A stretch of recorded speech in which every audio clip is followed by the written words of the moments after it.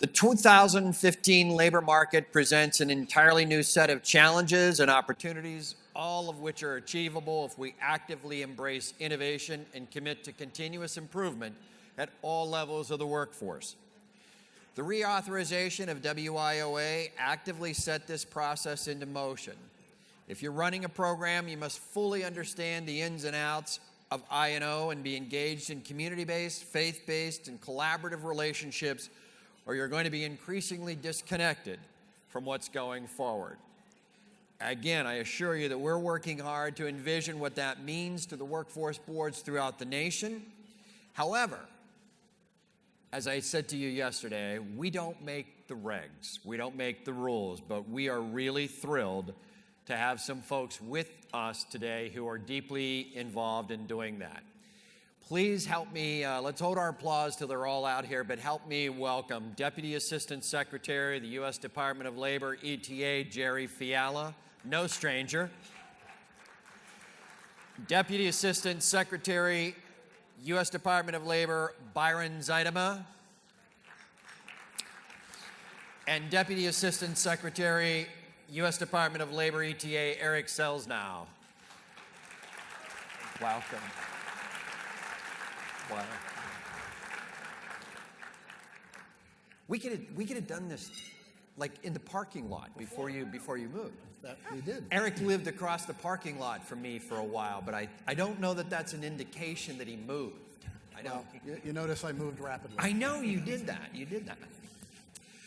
Hey, we want to have some conversation here, and so I have some questions to kind of kick it off, and obviously you guys can answer as whoever is ready, but you did a lot of outreach. You've done a lot of listening, which we deeply appreciate. You've really been out there. After the president signed WIOA, how prepared do you think the system is as you're looking at what we've got to do January 15 or July 15, July 16? A little ahead of the schedule there, but who wants to take that? Jump in. Well, first of all, I think we really wanted to listen to the system and the stakeholders and the partners to talk to us about what the issues were and the challenges. And when we also, in that process, asked states and some local areas to think through their where they were at. We did sort of an assessment, and we've heard since then from a lot of people. I think that there are many states, many boards that are ready to move forward and are moving forward. And I think that's as important as anything else, Ron, is, don't wait. There's a lot of planning and activities that need to take place now. Wait, let's do a quick rewind. Don't wait. Is that what that was? There's a lot of stuff in the law. Yeah. And that's what we are trying to get people to focus on. Awesome. As you did this, I mean, obviously you were looking at how prepared are states, how prepared are the locals. Were there areas of concerns that kind of raised to your level that you really went back and said, we've got to work on this? I mean, I know that would be could be a long conversation, but. Well, a couple of things. I mean, I think to start off with, thank you for being here. It's a great opportunity for us to continue to listen as well as talk for a little bit. But I think one of the early things that was a little worrisome is this whole thing about, well, we're going to wait until the rules come out. And so I think, if there was one thing that we collectively heard that concerned us a little bit, it was it's like, no, let's act now. Let's not wait for the rules. So I think that was one thing. I think the other is that early on I saw, sort of the checklist approach where it was the natural thing that we all do in the system. It's like WIA says this, WIOA says this, and do the comparison. And I think a concern would be if we reduced all of this to a checklist and just checked off the things that we could change minimally and then be in at least minimum compliance. That would be a concern. Yeah, I wanted to go back and add to that. I think that we did hear certain themes and concerns that rose to the top, one of which was performance. There are a lot of new responsibilities in the area of performance for both states and local boards, and also for eligible training providers. So we continue to ask questions, and we will hopefully get great feedback on things that might come out sometime in the next few weeks. But the performance area,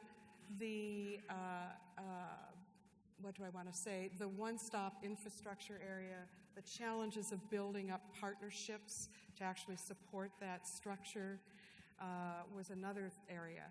And I think what was interesting in these conversations is we went out in partnership with our federal partners.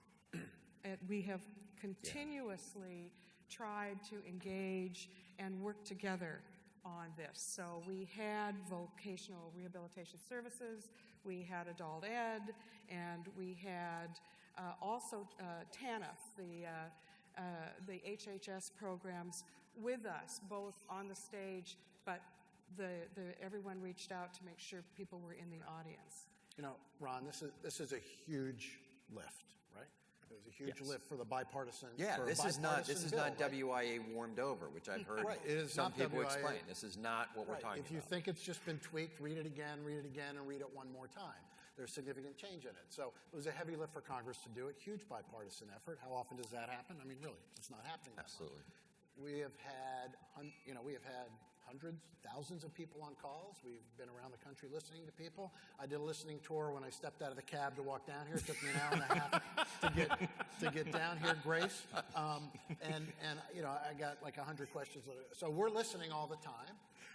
And all three of us are, actually more than all three, our regional offices, we're convening, we're listening, and we're trying to include as much as we can. So, look, you got some very smart staff out here, been doing this for a long time, and you got some pretty smart board chairs around here, and you got many folks in this room who've been innovating for the last few years anyway, who've been doing sector work, who've been doing career pathways, who've been thinking about apprenticeship, who've really been sort of on the edges of some cutting-edge things anyway. So, granted, everybody wants everything written down exactly. Look, it's a huge lift. It was a year and a half of work to do in 6 months.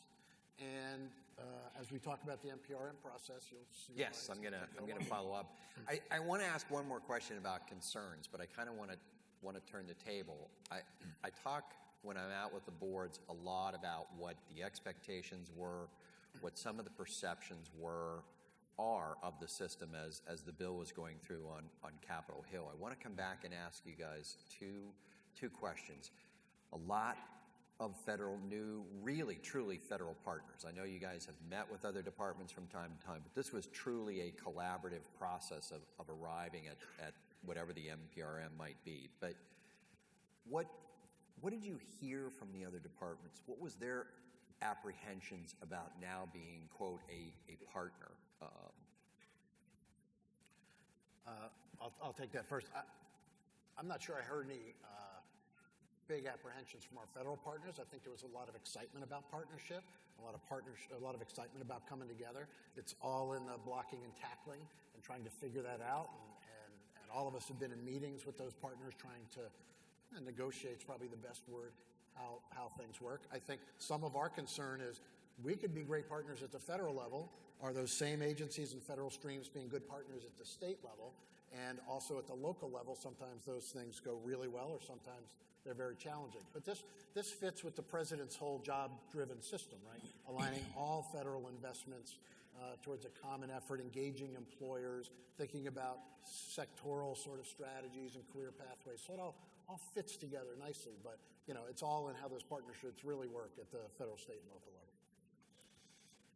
I would just add to that, the day after it was enacted, the first phone calls went between the Department of Labor, the Department of Education, and HHS. And we have had conversations since then. One of the NPRMs, and we'll talk about it, is something called a joint rule. And every word of that rule, let me repeat, every single word of that rule has been negotiated jointly. I think that people were excited because what we had to do was step back and learn each other's delivery systems, the pressure points, the challenges, how services would be delivered. It would be just as though you were trying to bring together 4 different companies who had some mutual or common goals, but also did things pretty differently. And so we had to learn that, and what we ended up, and the most fruitful way to start every discussion was we put the customer in the center, because it's a customer-focused bill. And so when we started out with both job seekers and workers and employers, then we could have a conversation around that. And that's literally how we moved forward. Yeah, I think I would use the word interest instead of concern, just building on what Jerry has said. I think in many conversations, including just yesterday here, talking about like the planning process, the interest of the other partners is, especially those who maybe not have played in your area, may have played elsewhere, brand new partners now under consideration. The interest is that you all will take the time to truly hear and understand their customer perspective and include it in yours, as opposed to kind of a concept, and I know no one here would do that, but it's like, well, y'all are welcome to move in as long as you understand this is my house, my rules, and my furniture, and they're looking for something a little more mutual than that. A lot of parents in the audience, they may track with that, you know, this is, as long as your feet are under my table. Let me come back and ask you, so part of what, again, we've been trying to talk about and talk a lot to the boards about is this whole notion of respect for other people's work and respect for their drivers. Were there things that you learned about the other departments, what's driving them, that surprised you or maybe had more of a focus in that department than others? So as we sit down, or maybe people sit down and try to partnership, they need to be aware of some things that are big issues in other departments or big drivers. One of the things that it wasn't a surprise per se, but it played out in a lot of conversations and is still doing that. I had to remember that adult education and literacy and vocational rehabilitation do not measure their programs the way that we do. They do not have and did not use the performance indicators that we did. And so this was all new. Another thing I had to learn is adult education, the information on characteristics of people participating in the program stays within the state. So they don't have access to individual So there's records. no federal reporting. They have aggregate federal reports, but they can't drive and mine data to take an in-depth look by themselves. They can do that through evaluation. We had to learn, different programs report quarterly, like we do, but some report annually. So all of these kinds of, it may sound very technical, but it takes a lot of time to sort those things out.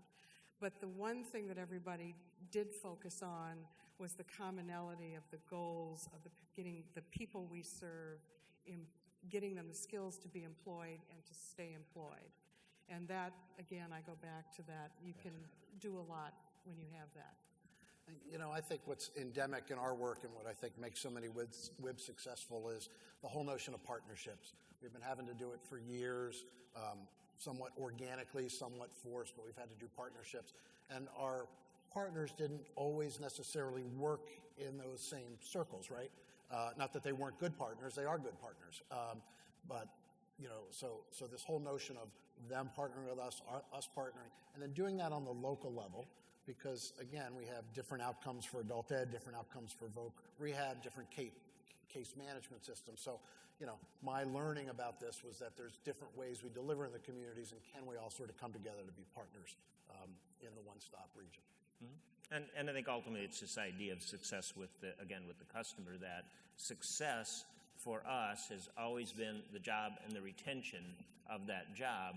And it isn't that any of our partners think that isn't important as much as it may not be the true measurement of their success. Their success may be something more interim. It may have led to that, but it may not have the same specific conclusion that we're looking for. So understanding that part of the partnership dialogue and figuring out how you mutually, if you will, claim victory, claim credit is I think, an important conversation. Is patience part of the formula here? I mean, as I hear you describe this, I mean, this is going to have to make its way. If some of this is more state-based, some of this reports annually, is there some amount of patience in this process as we really roll this out together? I kind of go back to the example that Eric mentioned earlier. I think, yes, there's patience, but the most important thing is active listening. It really requires that we listen to each other because we have somewhat different vocabulary. And, if you have strong partnerships now, and I think many boards do, that's terrific. You can build on them. But for those that may need to bring other people to the table or who may not have strong, comprehensive partnerships across programs and stakeholders, this is an incredible opportunity to do that and get everyone to the table. So it's also turning from the other departments back to ETA. How do you guys see UI? How do you see apprenticeship, more of the work-based kind of work that ETA has been involved in? I think if Secretary Perez were here or Portia Wu were here, who are both on travel today and couldn't be here, but maybe the Secretary spoke about it yesterday. This is the opportunity, as Jerry said, for those things to come together. Many of you know Gay Gilbert. She's very excited about bringing the UI system closer to the WIOA system. Apprenticeship is named throughout the Act.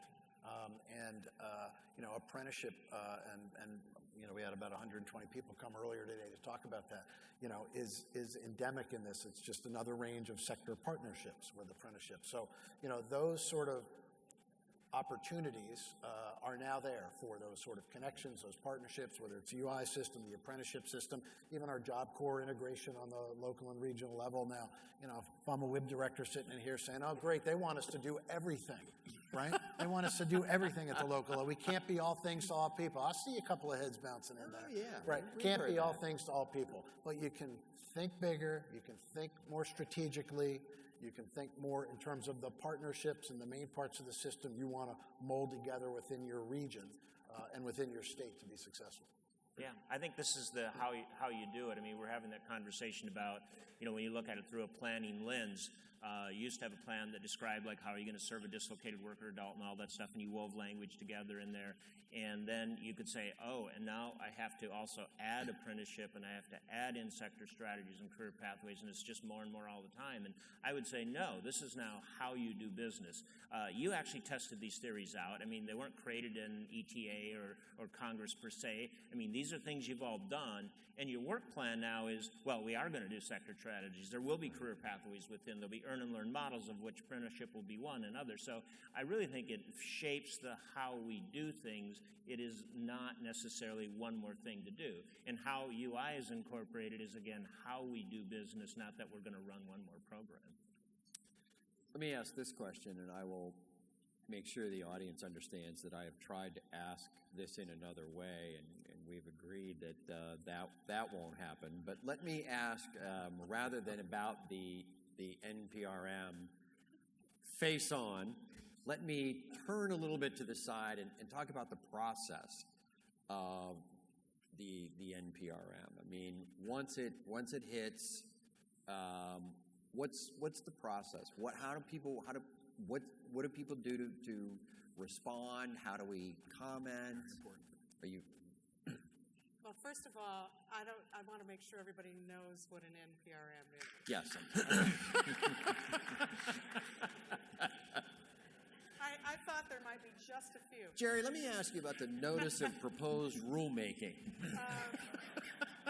I'm glad some people are awake. A notice of proposed rulemaking is really to all of our advantage, because what it is our proposal of how we're interpreting the law. And, in some cases, we might be able to interpret more than one way. So, in an NPRM, we can ask questions. We can say, we say it more in a better language, but what do you think about this option or that option? And is there something else we should be thinking about? And we raise in the NPRM a lot of questions. And the reason that we raise them is because we need feedback from all of you. You have experience and insights and answers, and occasionally we will ask, I think we've asked even for some ideas about best practices. So an NPRM allows us to ask that and to get feedback from all of you. What it is not what you would be held accountable for in implementing the law. We will have had and we will continue to be issuing a series of operational guidance letters to the system, and that is the accountability process now. When the NPRM comes out,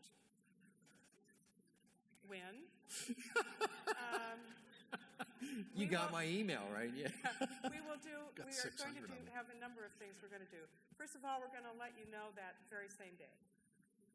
We are going to send out an email blast to all of the state boards, local boards, chief elected, everyone that you can think of. We will send an email blast out. We will also put out a notice of information because we want to be able to explain what the NPRM, and it's really NPRMs are, and I will do that. And we want to be able to tell you that we need your feedback, and we need you to give us feedback on something called regs.gov. It's the formal way that all of you would comment back on the regs. And so again, that's regs, R-E-G-S.gov. Regulations.gov. Regulations.gov. Okay. And we'll put this in the notice. We're also going to do a webinar. DOL is going to do a webinar. We are talking to our colleagues. They're going to do webinars. We're sharing information now. But the webinar will talk about the structure of the NPRMs and the table of contents and where to go comment. And it will also talk about the kinds of comments that are helpful. For example, saying, I really don't like this is not very helpful to us. Remember I said we need feedback? Even though Ron says that all the time. Or, this is really great. It's still not helpful. It's right. Nice to know it's great, but what does that mean?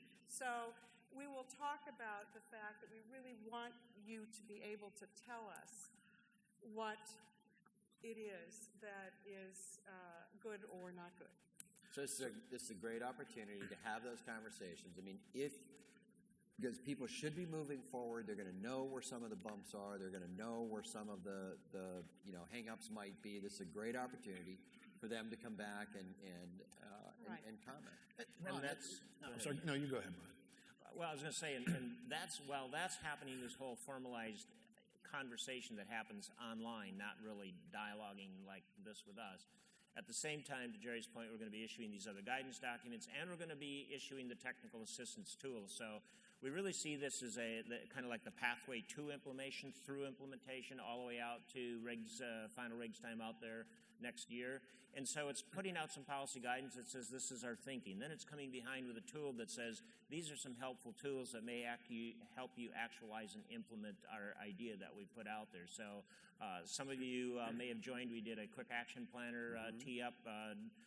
Ron hosted just last week. And there's going to be more of those action planners. And they're the kind of thing that, if you take a fact sheet, you take a piece of guidance, you take the corresponding action planner, sit down, not with yourselves. I mean, I know that it goes faster that way, but sit down with all of your partners and actually walk through that dialogue, go through the action planner, and come up with a joint plan of action. That's really what we hope for in that kind of tool. Well, Ron, this NPRM is a process, right?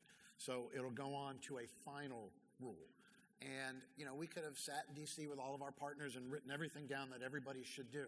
But in full transparency, we couldn't do that, right? We need to hear from our partners out there. We need to hear from folks out there as well. So that's why this notice becomes very important when they go out, that you respond back very specifically to parts of that, and then it will lead to a final rule. So this process is not, for those of you who don't know the federal government, it's not unusual to go through these notice of proposed rulemaking, an interim final rule, and a final rule. So we want to be as transparent as possible, and we didn't know the answers for everything, and really need to hear from the field on helping us guide the final rule.